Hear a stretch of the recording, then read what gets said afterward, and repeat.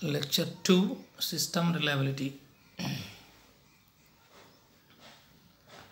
In this lecture, the learning objectives are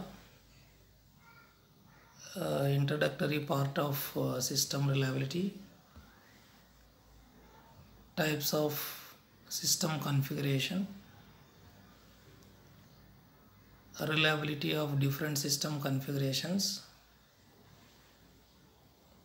finding failure rate in an exponential failure model, and finding mean time to failure in an exponential failure model. So these are the few learning objectives.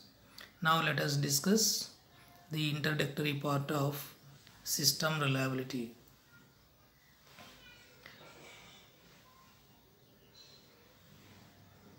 System, we mean the set of various components connected each other depending upon the relationship among them may be called as a system.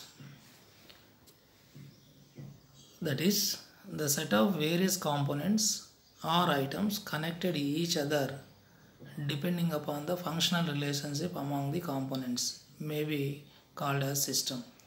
So for example, TV set, radio set, or computer, refrigerator, or power generator, etc. may be referred as systems. So in each of these systems, we can observe large number of components connected each other depending upon the functional relationship among them to perform certain tasks. So particularly in computer system, we can observe that the components like CPU, monitor, UPS, keyboard, mouse, all these items are connected each other to perform certain task. So therefore, the performance of the system depends upon the performance of its constituent components. That is, the reliability of the system will depend upon the reliability of the components and also its number and configuration. So one more thing we can observe here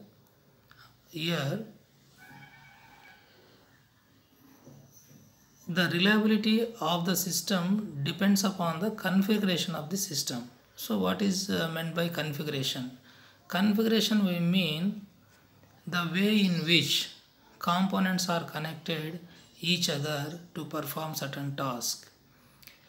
So therefore, there are different types of system configurations. So namely, series system, parallel system, combination of series parallel system, and combination of parallel series system, and K out of n subsystems. So these are a few important system configurations. So now let us discuss series system. A system in which the components are connected in series is called series system. From the reliability point of view, a series system fails if any one of its components fails.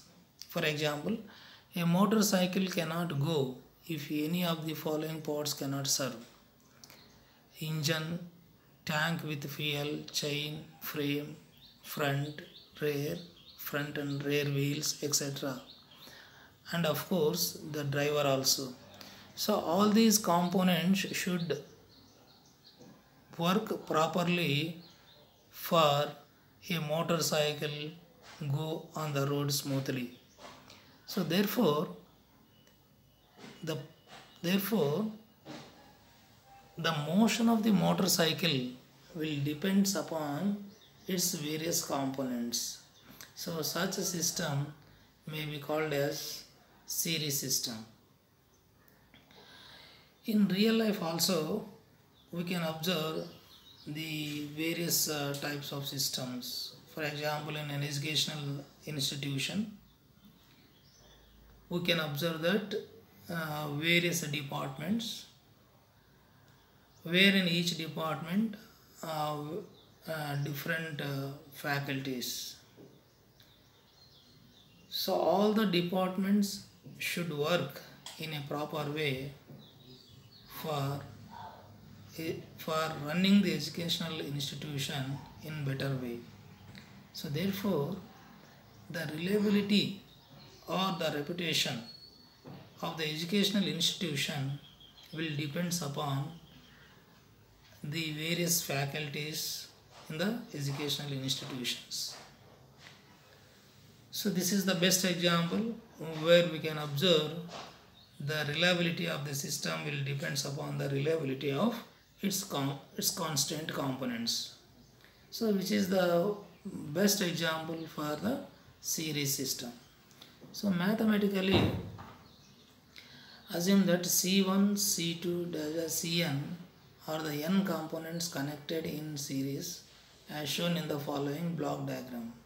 Here a series system does not means the physical order of the components. It means every component should work independently. The function of the system depends on all the components. Then the system is called series system. So the reliability block diagram can be shown like this. So here C1, C2 and Cn, Dn components are connected in series.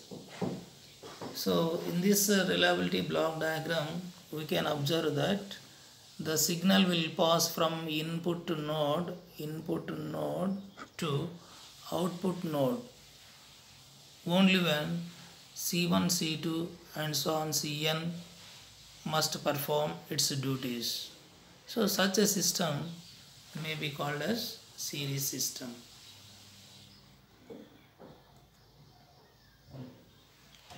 Now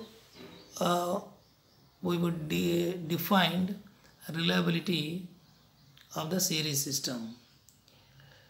So let us assume that the system is restricted to only two components, and assume that R1 of t, R2 of t be the reliability of the components of C1, C2 respectively.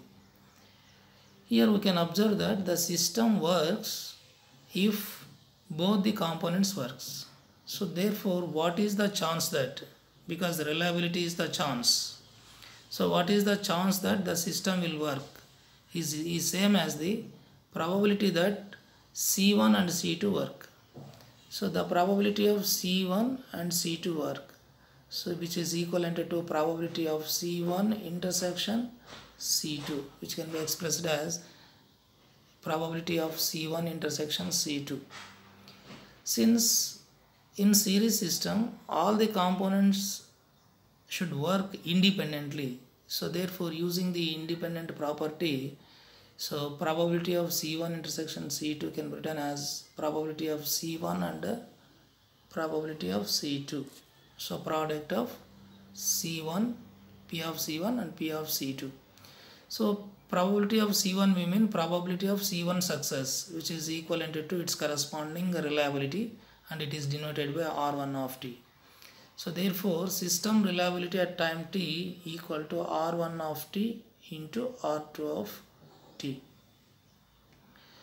Thus the system reliability is the product of individual components reliabilities. This rule that is we can observe here.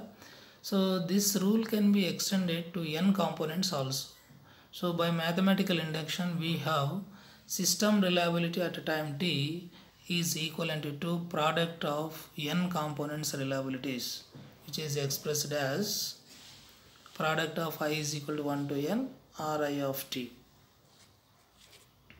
So in this way we can find system reliability. Now we illustrate the system reliability with an example. Assume that an automobile will run on the road provided the reliability of the components, various components like engine, wheel, gear, steering, brake, clutch, etc. are 0.75, 0.85, 0.95, 0.65 and 0.74 and 0.98 respectively.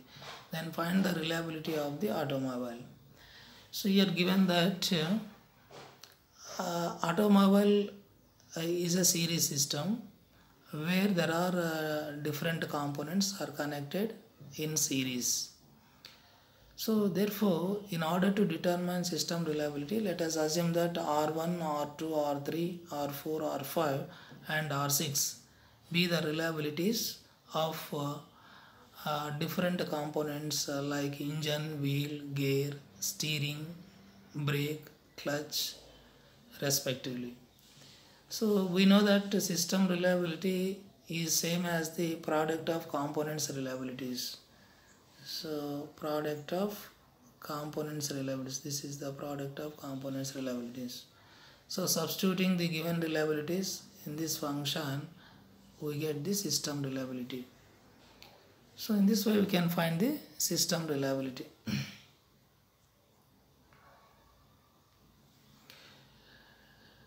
Theoretically, if xi is the lifetime of the component ci for all I is equal to 1 to n, which is distributed according to an exponential failure model, then find the reliability of the series system and mean time to failure.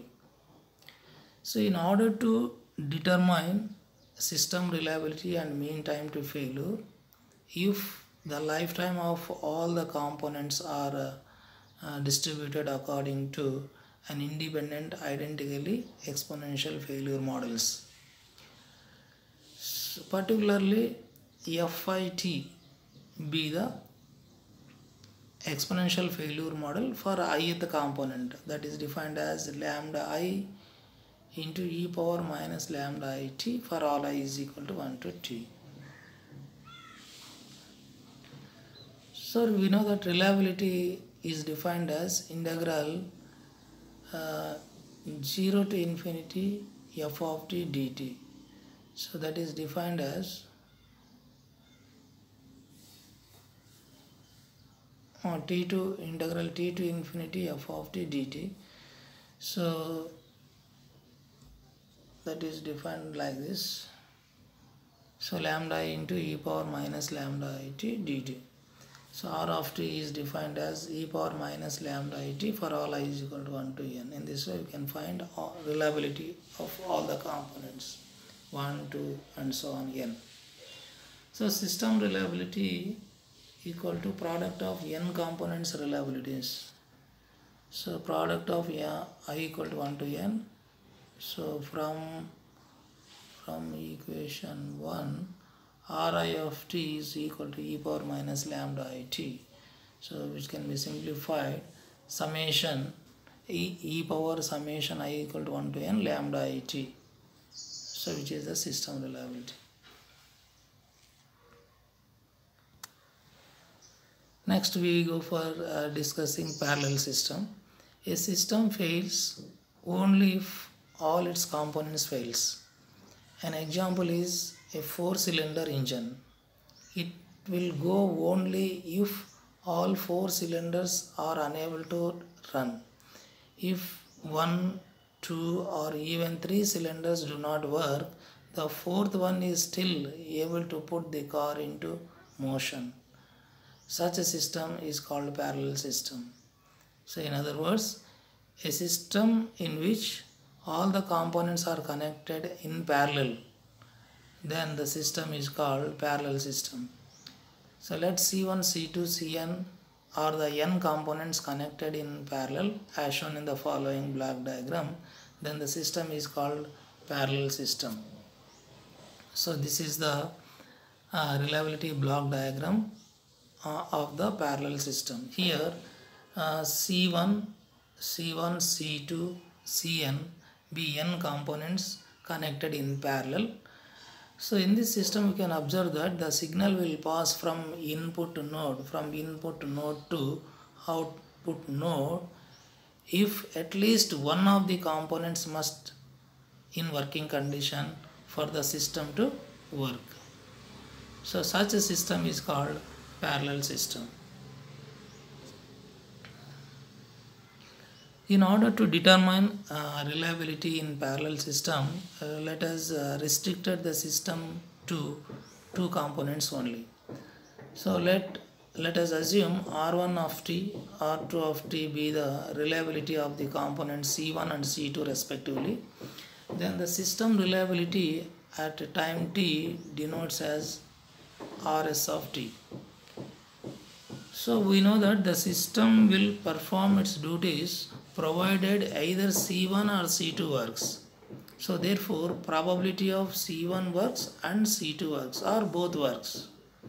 So which can be expressed as probability of C1 union C2. So using additional law of probability, P of C1 plus P of C2 minus P of C1 intersection C2, that equal to P of C1 is R1 of t and P of C2 is R2 of t, and P of C1 C2, C1 intersection C2 can be expressed as product of P of C1 into P of C2. So corresponding probabilities are R1 of t and R2 of t. This is the expression. So this can be expressed as 1 minus R1 of t into 1 minus R2 of t. That is 1 minus product of unreliabilities. 1 minus product of unreliabilities. So system reliability is equivalent to 1 minus product of unreliabilities. This rule can extend it to n components also. Thus the reliability of the system consisting of n components is 1 minus product of unreliabilities of n components. So that is expressed as 1 minus product of I is equal to 1 to n, 1 minus Ri of t. So thus the system reliability is equal to subtracting the product of unreliabilities from the components, unreliabilities of the components from 1. So thank you very much. So in this way we can define system reliability in other systems like series, parallel and parallel series and K out of n systems also.